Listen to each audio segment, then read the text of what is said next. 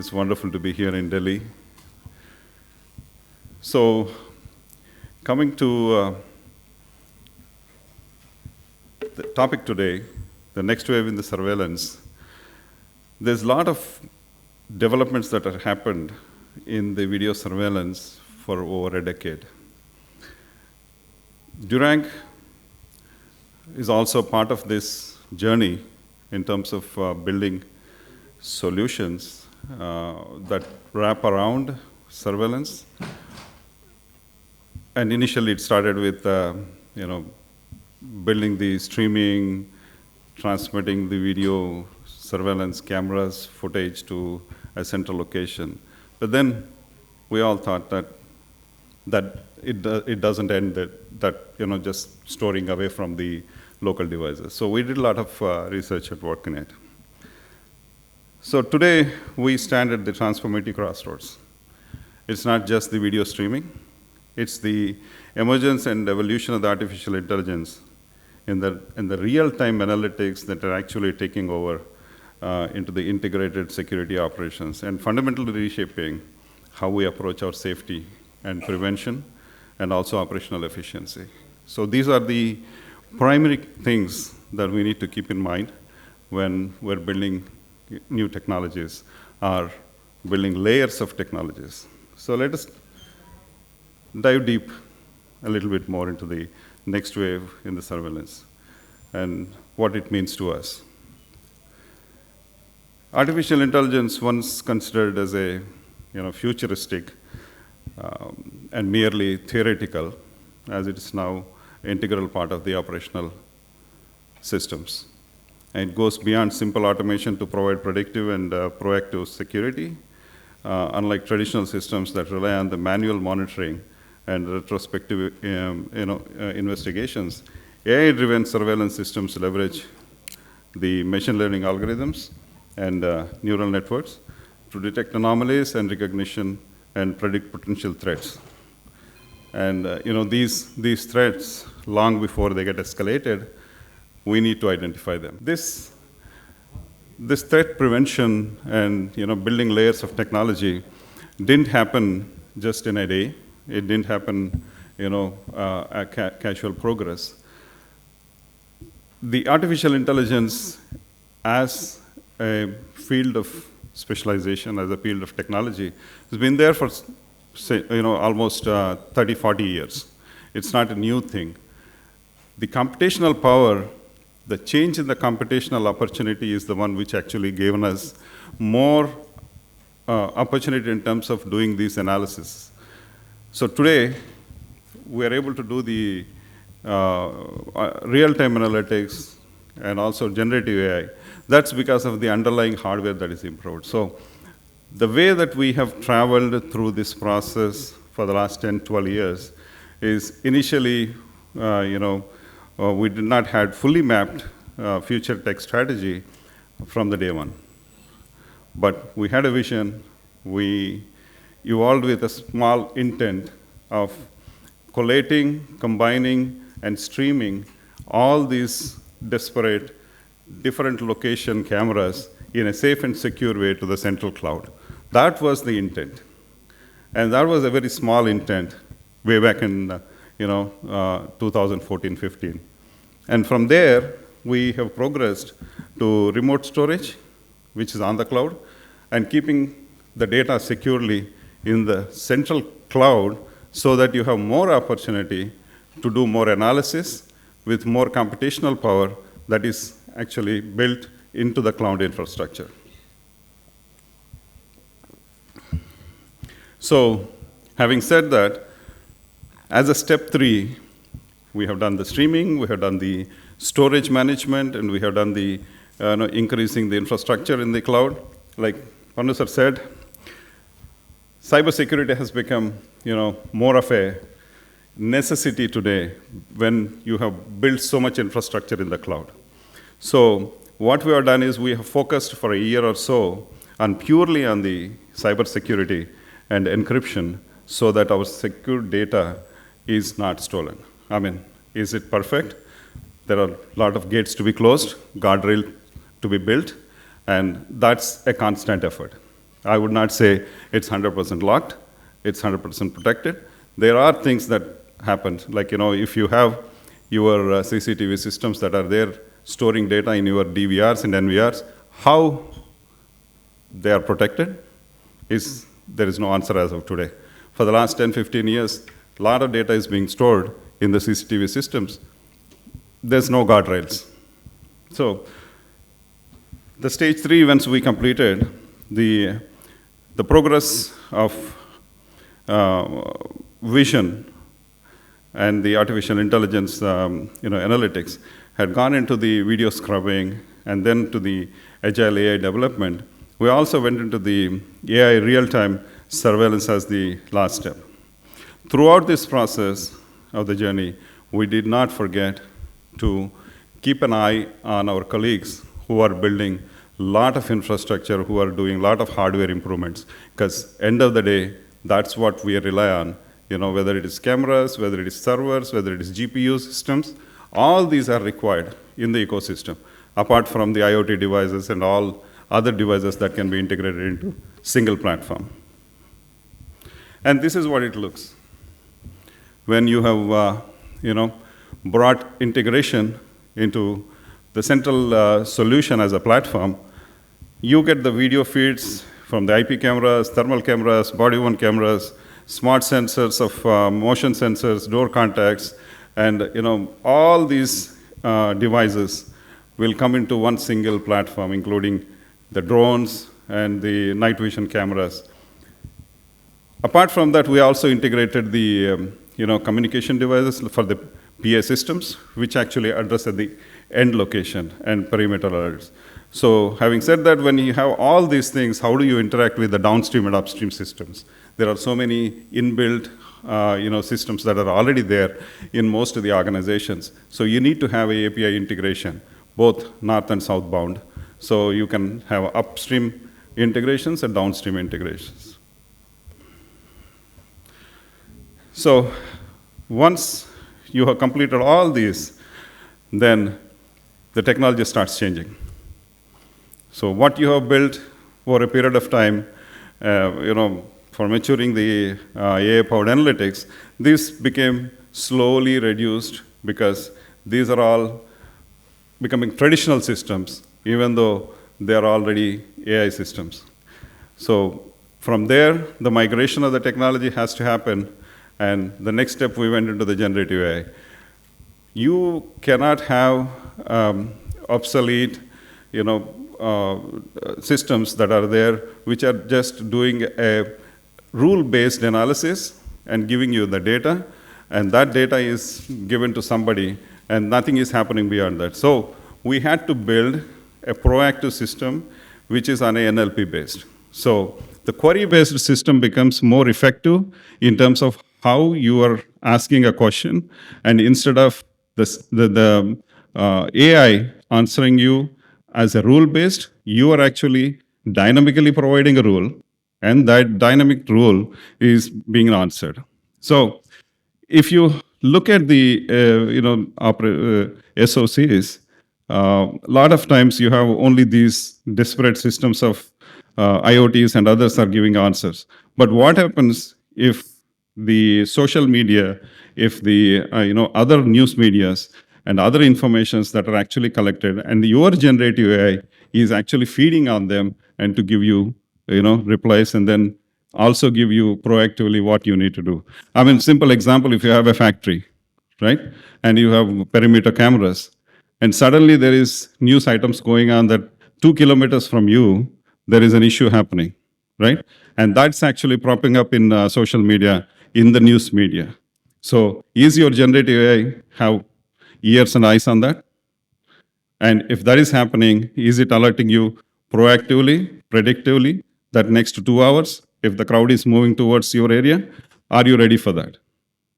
So we don't have vision on it, we don't have cameras on it, on the incident that is happening, but we have the information that has been collected, and that information is read and understood by the generative AI, which actually proactively gives you some kind of a prediction, saying that this could be the risk.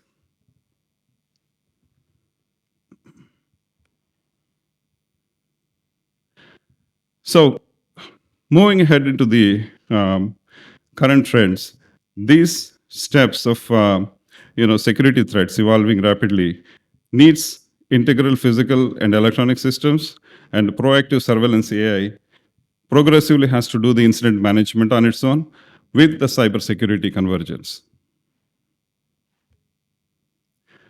Looking at the industry trends, the security operations and 24 by 7 situation alerts has to have the fusion of other platforms. Those platforms also have to be integrated into one single system for the effective surveillance. But the key drivers need to be scalable, efficient, and situational awareness.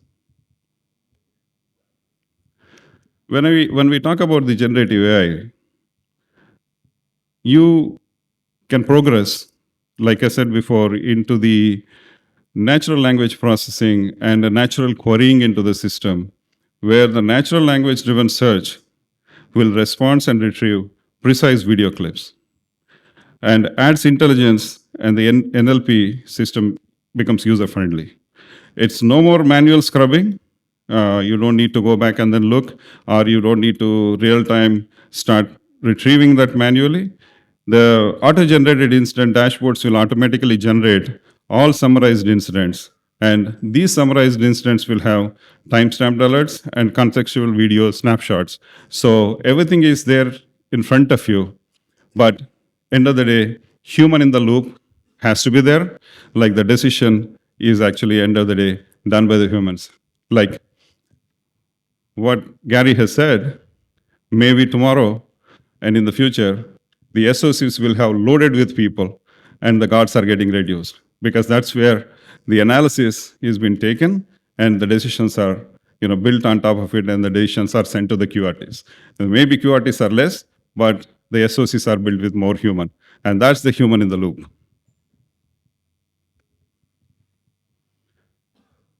So when we have the cross-system intelligence, which is effectively built, physical security and QRTs with the generative AI becomes more efficient.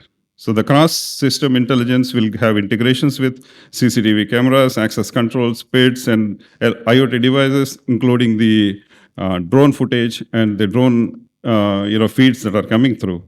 This will help in faster decision making for the QRT response, and also it can also send the instant voice messages where the unauthorized, the example is where if you are simply asking a question, where did the unauthorized person go when the facial recognition is already captured, some unauthorized intrusion happens. So you are getting all that information on the fly. And generative AI, NLP have a proper good impact on reducing the burden of the security analysis, and also it accelerates the review of response times. So that improves the productivity in the SOCs.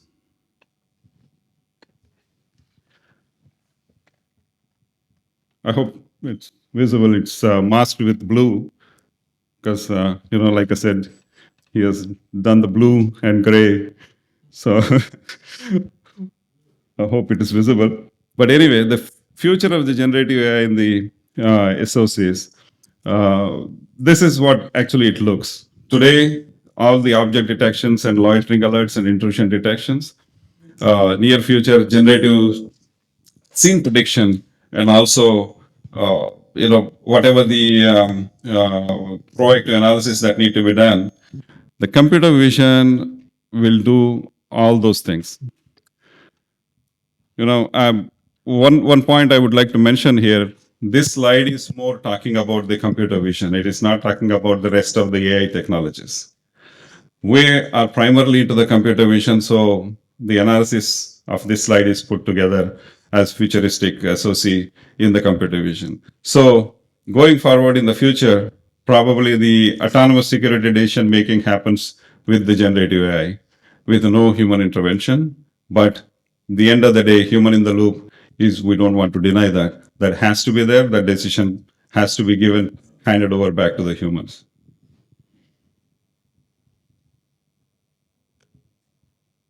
So if you reimagine the SOCs, the future It's instead of monitor-heavy consoles, contrast to the traditional versus AI-associated SOCs. The emphasis on the dashboards and auto escalations and 24/7 intelligence, and highlights the compliance-friendly reporting. With all these things, the productivity of the team at the SOCs will drastically improve. So, having said all these things, once you have connected so many interconnected systems, interconnected platforms, and you have increased the infrastructure capabilities at the cloud, you will be having some kind of a threat in terms of cybersecurity. So guardrails need to be built, and we need to have protections developed along with the technological developments that are happening with our platforms. So some of these things that has been already mentioned by the previous speakers, wireless and IP-enabled devices, they are susceptible, hijacking or spoofing, access control spoofing, and hybrid deployments on cloud and on-prem, and also the field level devices can open up so many doors. So those gaps at the edge and the end devices have to be looked at very carefully, because if you have an edge device with a capability to do GPU analysis, again you are opening up a lot of opportunity for some kind of a interference into it. So the cybersecurity risks, these are the not the whole list, but some of the primary points. So data in transit interception is one of the very, very crucial and important things that as a technology development initiative, we have to keep this in mind, and we have to make sure that this is the area which we have to focus in. Because surveillance videos, access logs, and IoT signals all can be trapped, all can be in the transit, can be. So AI analytics, tampering, manipulation of the detection logs, and alter thresholds. So if the open door opportunity that comes up for this data that's been stored centrally, a lot of things can be going wrong. As much as you have advantage in terms of managing this data, as much as you have the advantage of utilizing this for your productivity and also risk mitigation and detection of and prediction of the risks, you still have a problem where if these guardrails are not built into it. So mitigation strategies could be zero trust security models and unified cyber physical risk posture and secure cloud gateways and AI driven detection, a layer above layer. That's what we are actually proposing. Every time we see if you are storing something, you have to create another layer of the security. And security on top of the security is what need to be done. And for doing all these things, is it cheap? No. It costs, and the budgets have to be built. A lot of times there are a lot of questions that comes up saying that, my expectation is this, and AI can do this. AI can do a lot of things, not everything, but there's a cost associated to it. This is a repeated slide. I do this in almost every seminar. If you look at the cost of one very simple query that is done in ChatGPT, they say it can light up a 60-watt bulb for 10 minutes, and that's the cost. So AI doesn't come for cheap. AI has cost involved in it, and if the expectation is worked with the end user, and if the end user himself designs a solution and says this is my requirement, and that cost is going to get escalated. If the end customer says this is my requirement, you build a solution of AI, then it can be managed well. So you cannot simply come up with a solution document and say this is requirement, and the entire thing will go south.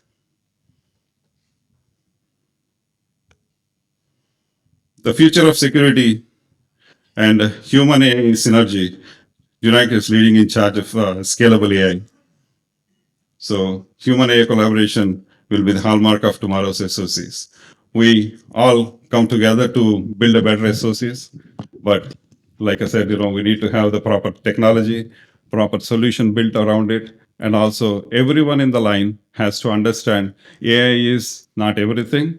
AI has limitations, and we all need to work together in understanding today's whatever it is built in. But for tomorrow, there might be a new technology. And last decade, the progress of AI has been phenomenal. And next to 2, 3 years, it may become today's technology become obsolete maybe in 6 months or 1 year. Thank you very much.